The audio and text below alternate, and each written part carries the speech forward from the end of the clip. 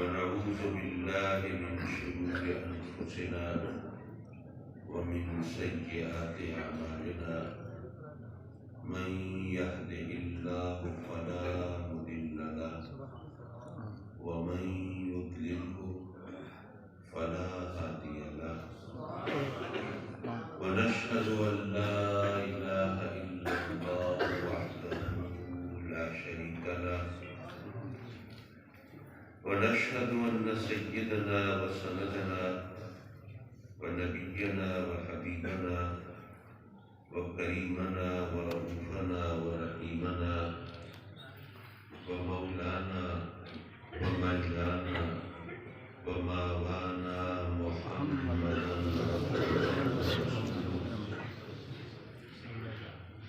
أما بعد فأعوذ بالله من الشيطان الرجيم بسم الله الرحمن الرحيم النبي أولى بالمؤمنين من أنفسهم صدق الله مولانا العلي العظيم وصدق رسوله النبي الأمين ونحن على ذلك لمن الشاهدين والشاكرين والحمد لله رب العالمين. سبحان اللہ ذی وقار و ذی احتشام علماء اہل سنت عقائدین قوم مردانان گرامی اور مکرم و معزز حاضرین محفل، میں انتہائی ممنون و شکر گزار ہوں بالخصوص مولانا مفتی اختر سعیدی صاحب کا اور ان کے فرزند عزیزم مسعود صاحب کا اور آپ تمام دوستوں کا کہ جنہوں نے یہ محفل سجا کر آقائے دو جہاں صلی اللہ علیہ وسلم کی ولادت باسعادت کا جشن منا کر ایک دوسرے سے ملاقات کا ایک خوبصورت موقع پیدا کیا۔ ذرا آواز ہلکی رہنے دیجیے، تیز مت کیجیے۔ حضرات مکرم، مجھے بخوبی احساس ہے کہ یہاں محفل میں چونکہ ہم ایک مادر علمی میں بیٹھے ہیں، علماء کی کثرت ہے، واعظین خطبہ تشریف فرما ہیں، اور ایک مقرر اور خطیب کے لیے کسی دوسرے کی تقریر سننا یہ ایک آزمائش ہوتی ہے۔ چلیے آزمائش سے گزریے۔ ابھی مفتی صاحب ارشاد فرما رہے تھے کہ ہم سب کو ان دوستوں کے لیے دعا کرنی ہے جو اس ادارے اور اس مسجد کی تعمیر میں جنہوں نے حصہ لیا، لاکھوں روپے خرچ کیے رب کی خوشنودی کے لیے۔ یہ کوئی سیاسی چکر نہیں، یہ کوئی دنیا داری کا مسئلہ نہیں، جو کچھ بھی ہے صرف اللہ اور اس کے رسول صلی اللہ علیہ وسلم کی رضا کی خاطر ہے۔ تو مولا ان تمام دوستوں سے جنہوں نے اس پرشکوہ مسجد کی تعمیر میں حصہ لیا، ان سب سے راضی ہو جا، دارین کی سعادتیں عطا فرما، دین و دنیا کی نعمتیں عطا فرما، اور محترم مفتی اختر سعیدی صاحب کو بھی صحت عطا فرما، اور دین کی خدمت کے لیے انہوں نے اپنی زندگی وقف کی ہوئی ہے، مولا اس کا ان کو بہترین صلہ اور ثمر عطا فرما۔ ہم نے آپ میں سے جن لوگوں نے بھی میرے والد گرامی رحمۃ اللہ علیہ کی زیارت کی ہوگی تو ان کو یاد ہوگا کہ وہ جب بھی خطاب کے لیے آتے تھے تو ایک پرچیوں کا لامتناہی سلسلہ شروع ہو جاتا تھا۔ حق یہ ہے کہ جمعے کی تقریر میں بھی وہ پرچیوں سے جان نہیں چھوٹتی تھی۔ آج کل پرچیاں اتنی نہیں آتی، لیکن سوشل میڈیا نے اس کی جگہ سنبھال لی ہے۔ وہاں پر یہ سوال جواب، یہ اعتراضات، یہ تمام چیزیں وہاں پہ اکٹھی ہو گئی۔ میں ایک حکایت کی روشنی میں علماء کرام سے ایک درخواست کروں گا۔ حکایت یہ ہے کہ ایک جنگل میں شیر اس کا بادشاہ تھا، ظاہر ہے شیری بادشاہ ہوتا ہے، اس کے کچھ مساعد ملیر سودر بھی ہوتے ہیں، تو ان کو بھی پھر کوئی عہدے بانٹ دیے جاتے ہیں۔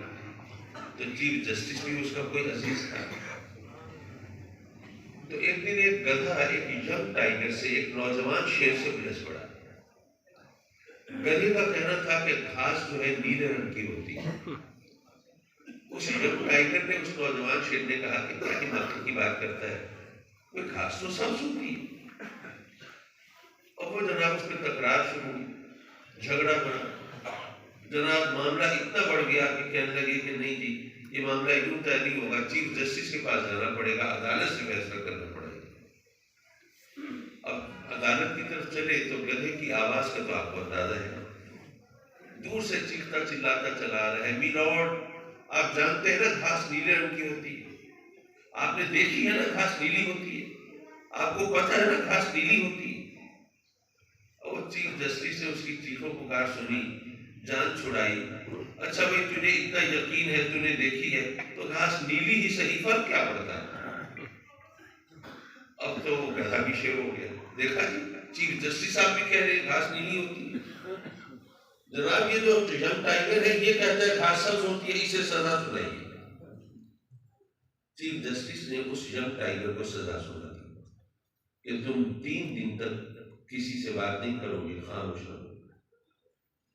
چیف جسٹس کا حکم تھا تو ظاہر ہے کہ پھر سزا تو بھگتنی تھی۔ جب 3 دن گزر گئے، اس سزا کا وقت پورا ہوا، اب اس نے گویائی ملا، بولنے کی اجازت ملی، تو وہ ینگ ٹائیگر کے اندر تو بڑا حبس تھا نا، وہ تو چنا ہوا تھا کہ کسی طرح اپنی بھڑاس نکالو۔ وہ بھاگا گیا چیف جسٹس کے پاس، جناب آپ نے کمال کیا، مجھے سزا سنا دی، وہ بھی اس مسئلے پر کہ گھاس نیلی ہے کہ سبز۔ اگر آپ کو معاملہ سمجھ نہیں آ رہا تھا آپ گواہ طلب کر لیتے، ان سے پوچھ لیتے، یہ خفیہ مجھے سزا سنائی، یہ کیسے سنائی؟ چیف جسٹس نے کہا کہ میں نے تجھے سزا اس لیے نہیں سنائی کہ گھاس نیلی ہے یا سبز ہے۔ وہ حیران، اچھا تو پھر کیوں سزا سنائی؟ چیف جسٹس نے کہا کہ میں نے تجھے سزا اس لیے سنائی ہے کہ تو ٹائیگر ہو کر گدھوں سے بحث میں الجھا ہوا کہ گھاس نیلی ہے کہ سبز ہے۔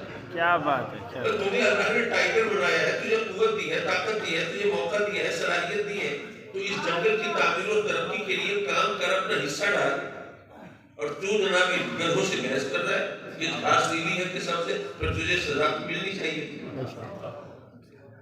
میں بھی علماء کرام سے عرض کروں گا کہ وہی سوال جن کے سینکڑوں نہیں ہزاروں بار جوابات دیے جا چکے ہیں، میلاد منانا چاہیے کہ نہیں، گیارہویں کرنی چاہیے کہ نہیں، اس پر جانا چاہیے کہ نہیں، پیروں فقیروں کو ماننا چاہیے کہ نہیں، علم غیب کے بارے میں آپ کیا کہتے ہیں، آقا کریم کے حاضر و ناظر ہونے پر آپ کا کیا عقیدہ ہے، وہی گھسے پٹے سوال وہ بار بار آ جاتے ہیں اور ہم وہ اسی میں الجھے رہتے ہیں۔ ملک و قوم کی اور خاص طور پر امت مسلمہ کی جو فکری رہنمائی کا فریضہ علماء کو انجام دینا چاہیے، وہ کام پیچھے چلا جاتا ہے، جس کی وجہ سے ہمیں جو نقصان ہوتا ہے اس کا شاید عام آدمی کو اندازہ نہیں ہے۔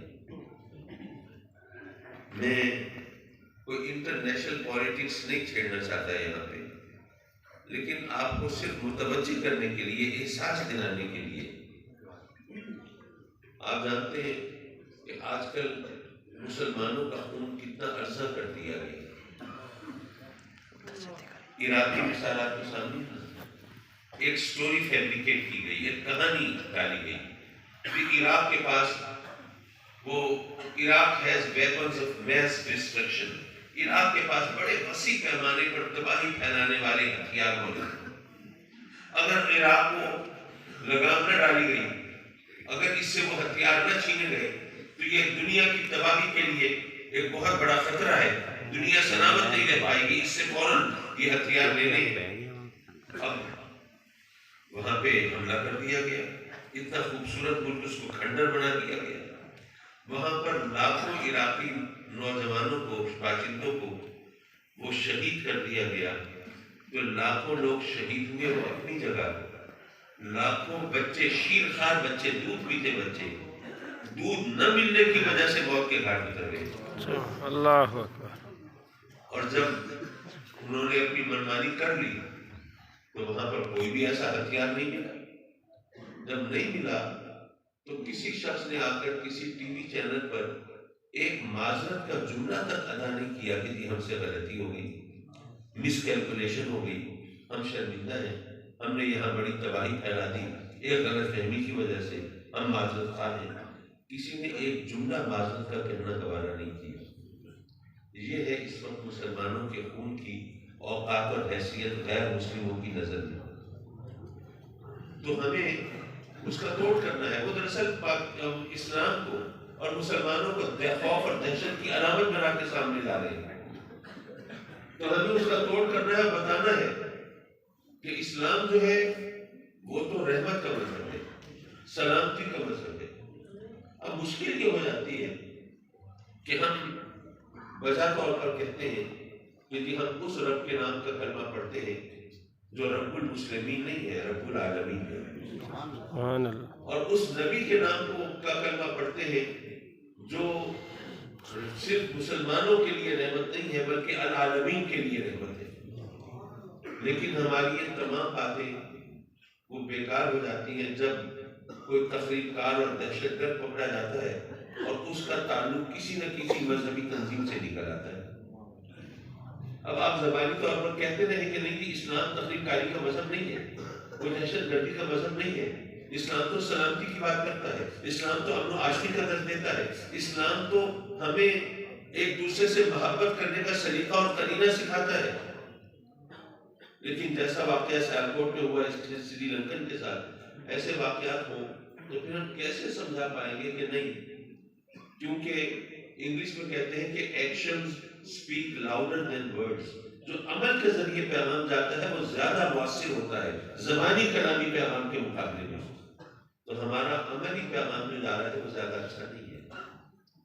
اس لیے علماء کو رہنمائی کرنی چاہیے عوام کی، اور ان کو بتانا چاہیے کہ بے شک ہمیں اسلام کی سربلندی کے لیے جذبہ جہاد کو بھی سلامت رکھنا ہے، ہمیں اپنی بقا کے لیے، کیونکہ دنیا بڑی ظالم ہے۔ اگر آپ سر جھکا دیں گے تو دوسروں کو سر کاٹنے میں کوئی تعامل نہیں ہوگا۔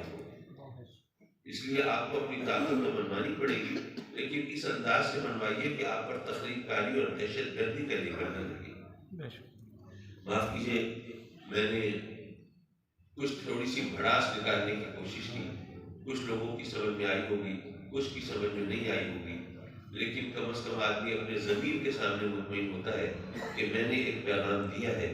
اللہ کرے کہ وہ کسی کی سمجھ میں آ جائے، اور اس کے نتیجے میں ہمارے اوپر جو دھبے لگ رہے ہیں، جو اسلام کے خوبصورت چہرے کو داغدار بنا کر دکھایا جا رہا ہے، یہ سلسلہ کسی طرح رک جائے۔ آمین۔ حضرت مکرم رب کائنات نے اپنے بندوں کی ہدایت کے لیے انبیاء کرام علیہ الصلوۃ والسلام کو مبعوث فرمایا۔ اگر وہ چاہتا تو ہر ایک کو ڈائریکٹ ہدایت بھی دے سکتا تھا، اس کے لیے کوئی پرابلم تو نہیں تھا، کوئی فنڈز کی کمی بھی دامنگیر نہیں تھی، کوئی اور ایشو بھی اس کے راستے میں رکاوٹ نہیں تھی۔ وہ قادر مطلق جو چاہے سو کرے۔ وہ ہر ایک کو ڈائریکٹ ہدایت دے سکتا تھا، لیکن اس نے ہر ایک کو ڈائریکٹ ہدایت نہیں دی، بلکہ ہماری ہدایت کے لیے انبیاء کرام علیہ الصلوۃ والسلام کو مبعوث فرمایا۔ ایک عام آدمی یہاں پر اس سوچ کا شکار ہوتا ہے کہ جب اس کے لیے کوئی مسئلہ نہیں تھا تو کتنا اچھا ہوتا ہر ایک کو ڈائریکٹ ہدایت دے دیتا، نہ فتوی بازی ہوتی، نہ ایک دوسرے کے گریبانوں میں ہاتھ ہوتے، نہ مناظرے ہوتے، نہ مباہلے ہوتے، نہ ایک دوسرے کا خون بہانے کا شوق ہوتا، سیدھے سچے راستے پہ ہوتے سب، نہ کافر کافر کے نعرے لگتے، نہ کچھ ہوتا، سب صراط مستقیم پر ہوتے۔ میں عرض کروں گا یہ سطحی سوچ ہے، اگر آپ غور کریں گے تو آپ بھی اس نتیجے پر پہنچیں گے کہ اللہ کا کرم ہے کہ اس نے ہمیں ڈائریکٹ ہدایت نہیں دی بلکہ انبیاء کے ذریعے ہدایت عطا۔ وہ کیسے؟ دیکھیے ابھی تو ہدایت ملتی ہے نا انبیاء کے ذریعے، ہم سے کہیں خطا ہو جائے، غلطی ہو جائے، بھول ہو جائے، یا جان بوجھ کر نافرمانی کر بیٹھے، حکم دوری کر بیٹھے، تو بہرحال کوئی توبہ تلافی کا راستہ کھل جاتا ہے، رب کی بارگاہ میں استغفار کریں، توبہ کریں، وہ کرم فرماتا ہے، معاف فرما دیتا ہے۔ لیکن اگر ہمیں ڈائریکٹ ہدایت آتی ہے اللہ کی طرف سے اور پھر ہم کوتاہیاں کرتے غلط